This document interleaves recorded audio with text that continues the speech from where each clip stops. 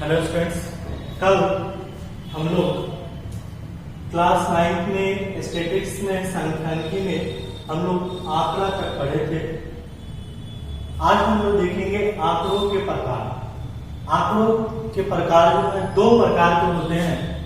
पहला होता है प्राथमिक आंकड़ा। पहला होता है प्राथमिक आंकड़ा। इसका डिफिनीशन आप समझेंगे तो जिस तरीके से हम लोग आंकड़ा पढ़े थे उसी में से दोनों अलग अलग दो भाग में बन जाता है। जैसे जब अन्वेषक स्वयं अपने दिमाग में एक निश्चित उद्देश्य रखकर सूचनाओं को एकत्रित करता है तब इस प्रकार के आंकड़ों को प्राथमिक आंकड़ा कहलाता है। ठीक है, यानी कि अन्वेषक जो है या कोई भी व्यक्ति को मान लेते हैं। अन्वेषक करने का मतलब जो उस काम को करता है। जैसे मान लीजिए कि जो सूचना को हम खुद प्राप्त कर सकते हैं, स्वयं प्राप्त किया जा सकता है, वैसे सूचनाएं को हम लोग क्या करते हैं, प्राथमिक आंकड़ा कहते हैं। जैसे मान लीजिए क्लास में यदि बेंचों की संख्या काउंट करना हो तो हम खुद पता कर सकते हैं। या अगर कहा जाए जैसे एग्जाम्पल में लिखा भी गया, परीक्षा में विद्यार्थी द्वारा प्राप्त अंक, देखिए ये खुद हम भी पता कर सकते हैं कि परीक्षा में विद्यार्थी द्वारा कितने अंक उसको मिले। या क्लास में बेंचों की संख्या, पूरे स्कूल में शिक्षकों की संख्या, पंखों की संख्या, ये सब क्या है बाबू, तो प्राथमिक आंकड़ा कहलाता है। ठीक है, जो काम हम खुद कर सकते हैं, किसी उद्देश्य से निश्चित उद्देश्य रखकर सूचना एकत्रित करता है कोई भी व्यक्ति, वैसे आंकड़ा को, वैसे सूचना को प्राथमिक आंकड़ा कहते हैं। जस्ट इसी का उल्टा है। दूसरा होता है द्वितीयक या गौण आंकड़ा, इसको कहते हैं सेकेंडरी डाटा। यानी कि जहां किसी स्रोत के माध्यम से, इसमें है स्वयं यानी खुद हमको पता करना है, लेकिन ये कह रहा है जहां किसी स्रोत के माध्यम से, स्रोत कहने का मतलब क्या बाबू, किसी दूसरे के माध्यम से कोई सूचनाएं प्राप्त होती है, वैसे आंकड़ा को द्वितीयक आंकड़ा या गौण आंकड़ा कहते हैं। जो किसी दूसरे के माध्यम से पता चलता है, दूसरे स्रोत के माध्यम से पता चलता है। जैसे मान लीजिए नगरों का तापमान, मतदाता का परिणाम। जैसे मान लीजिए चुनाव होता है तो चुनाव का परिणाम तो हम खुद नहीं पता कर पाते, वो किसी दूसरे के माध्यम से पता चलता है। जैसे मान लीजिए हमको रेडियो के माध्यम से पता चला, हो सकता है न्यूज़पेपर के माध्यम से पता चला। ठीक है, तो ये किसी दूसरे के माध्यम से जो पता चलता है, वैसे सूचना द्वितीयक आंकड़ा या गौण आंकड़ा कहलाता है। जैसे नगरों का तापमान, मान लीजिए हम कैसे जानेंगे दिल्ली में इस समय कितना तापमान है? हो सकता है तापमान जानने के लिए मोबाइल का यूज करेंगे, होगा ना। तो ये मोबाइल किसी दूसरे अन्य स्रोत के माध्यम से पता चलता है, तो वो हमारा क्या कहलाता है, द्वितीयक आंकड़ा या गौण आंकड़ा कहते हैं। समझ में आ रहा? चलिए अब हम लोग आगे बढ़ते हैं। ठीक, इसको हम मिटा देते हैं, आप समझ गए होंगे।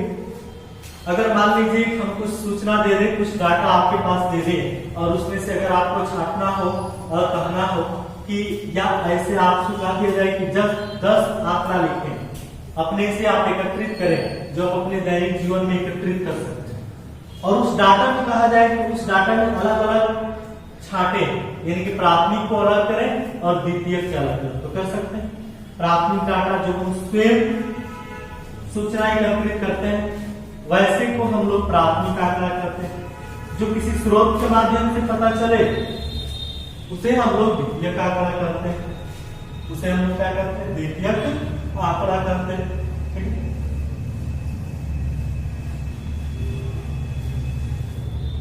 अगला टॉपिक हम लोग पढ़ेंगे, बहुत सारा इसमें भी पढ़ना है।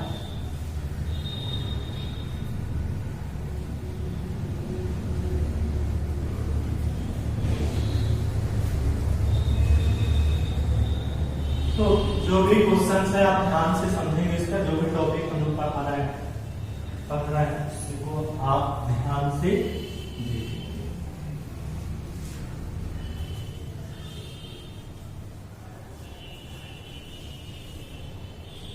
देखिए, ऐसे तो आप लोग ये जानते हैं, बचपन से भी पढ़ते आ रहे हैं, क्या चीज, तो बढ़ते क्रम, असेंडिंग डिसेंडिंग जो है, आप जो है बढ़ते क्रम में लिखना, ये आप जानते हैं।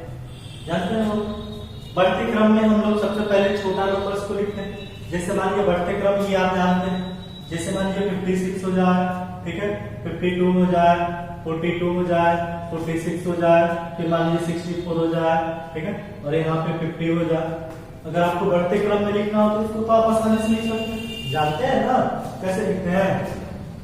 यहाँ क्या लिख देंगे, बढ़ते क्रम में सजाने का, बढ़ते क्रम में सजाने का। तो बढ़ते क्रम में सबसे पहले हम छोटा लिखते हैं, क्या लिखते हैं बाबू, छोटा। बढ़ते क्रम सीढ़ी आप देखें, सीढ़ी अगर इधर से चढ़ा जाता है वो बढ़ते क्रम होता है, उतरा जाएगा वो घटते क्रम। तो बढ़ते क्रम में सबसे पहले छोटा, सबसे पहले छोटा कौन है बाबू, 42, फिर क्या है 46 है, उससे बड़ा एक जो बड़ा होता जाता है उसको हम लोग लिखते जाते हैं। क्या होगा 50, फिर क्या होगा 52, फिर क्या होगा 56, फिर क्या होगा बाबू 62 होगा, हो सकता है ना। तो ये हमारा बढ़ते क्रम। उसी तरह से आप ये भी जानते हैं घटते क्रम। घटते क्रम, घटते क्रम में लिखने के लिए क्या करेंगे, सबसे पहले क्या लिखते हैं, बड़ा उसको उल्टा लिख लीजिए, 64, 56, 52, 50, 46 और 42, ये हो गया आपका घटते क्रम, ठीक, क्योंकि इसका उपयोग होगा अमूर्त में। तो ये चीज समझ गए। अब आगे हम लोग देखना है परिसर, रेंज, ध्यान देंगे। परिसर, परिसर किसे कहते हैं, परिसर मतलब रेंज, ध्यान देंगे। इसका डेफिनेशन क्या होता है, तो परिसर जो होता है ना बाबू, यानी कह सकते हैं अधिकतम मान, अधिकतम, अधिकतम क्या लिख सकते हैं, अधिकतम, अधिकतम, ठीक है, अधिकतम मान और न्यूनतम, और क्या बोलूं, न्यूनतम, न्यूनतम मान के, न्यूनतम मान के अंतर को, अधिकतम मान और न्यूनतम मान के अंतर को क्या कहते हैं, परिसर। क्या कहते हैं बाबू, परिसर कहते,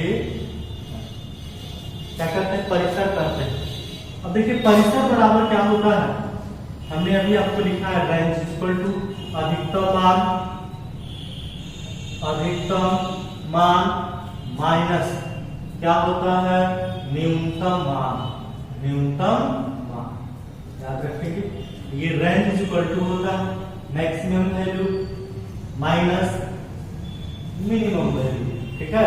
तो इसको हम लोग क्या करते हैं, परिसर, क्या करते हैं बाबू, परिसर, ठीक है। जैसे एग्जाम्पल में आप देखें, एग्जाम्पल जैसे मान लीजिए ये डाटा आपके पास दिया है, ये डाटा जो है आपके पास दिया है, समझ लेंगे, हम इसी का एग्जाम्पल इसलिए बता रहे हैं, ठीक है। अगर आपसे क्वेश्चन में कह दिया जाए कि इस नंबर ये जो दिया गया है आप इसका परिसर बताएं, क्या बताएं, परिसर बताएं। ये जो नंबर है तीनों तो एक ही है, सिर्फ इसको ये इधर उधर लिखा गया, इसको बढ़ते क्रम में लिखिए और इसको घटते क्रम में लिखिए, ठीक है। कह दिया जाए कि परिसर बताइए, तो परिसर, परिसर बराबर क्या होता है बाबू, परिसर बराबर हम लोग क्या लिखते हैं, अधिकतम मान माइनस न्यूनतम मान। इसमें अधिकतम मान कौन सा होगा, 64 माइनस न्यूनतम मान कौन सा, सबसे छोटा 42 होगा। इसको क्या करेंगे, घटा देंगे। जब घटाएंगे तो कितना हो जाएगा, 2 हो जाएगा। कितना हो जाएगा, 2, यानी कि 22 जो होगा वो क्या हो जाएगा, परिसर हो जाएगा, ठीक है। तो इस प्रकार से आप समझ गए कि रेंज किसे कहते हैं, परिसर किसे कहते हैं, तो अधिकतम मान और न्यूनतम मान के अंतर को क्या कहते हैं बाबू, परिसर कहते हैं। समझ में आ रहा, तो ये हमारा परिसर है, इसको आप नोट कर लीजिए। तब हम लोग आगे बढ़ते हैं बारंबारता, बारंबारता किसको कहते हैं, ठीक है। फ्रीक्वेंसी किसे कहते हैं, आप ध्यान देंगे। तो ये हमारा अभी हुआ परिसर, परिसर याद रखेंगे, परिसर कैसे करते हैं। एग्जाम्पल में वो लिखना होगा तो यही एग्जाम्पल एक यहाँ लिख देंगे, ठीक है, ये परिसर हुआ।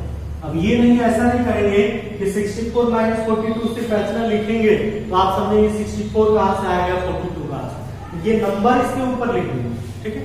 चलिए आगे हम लोग पढ़ते हैं बारंबारता। या लिख दें बारंबारता, जिसको हम लोग फ्रीक्वेंसी कहते हैं। क्या कहते हैं बाबू? फ्रीक्वेंसी। ठीक है, बारंबारता। बारंबारता किसे कहते हैं? लिख सकते हैं जो संख्या, क्या बाबू? बारंबारता में लिखा जो संख्या जितनी बार आती है, जो संख्या जितनी बार आती है वह उस संख्या का बारंबारता, वह उस संख्या का बारंबारता कहलाती है।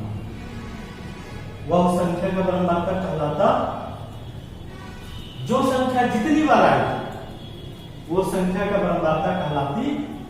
ठीक, जैसे मान लीजिए अगर एग्जाम्पल में अगर लिख दिया जाए, थोड़ा सा आप समझेंगे। जैसे हम यहाँ लिख दें कि 5 6 3 5 6 3 2, ठीक है, 6 2 5 4, ठीक है। अगर हम आपसे पूछें कि बताइए 5 की बारंबारता क्या है? किसकी बारंबारता बाबू? 5 की बारंबारता। 5 जो संख्या जितनी बार आती है, तो 5 कितनी बार आती है? 1 2 3, कितनी बार बाबू? 3 बार। तो 5 की बारंबारता कितना? 3। समझ रहे हैं? यानी कि 5 जो है इसमें कितनी बार आया? 3 बार आया, तो 5 की बारंबारता 3 है। ठीक है, अगर हम पूछते हैं कि 3 की बारंबारता बताइए, 3 की बारंबारता बताइए, तो 3 इसमें कितनी बार है? 1 बार 2 बार। समझ में आ रहा? ये जो संख्या जितनी बार आती है वह उस संख्या का बारंबारता कहलाती है। ठीक है, चलिए इसको नोट कर लेंगे आप। उसके बाद से अगला टॉपिक अगले वीडियो में पढ़ेंगे। ठीक है, थैंक यू।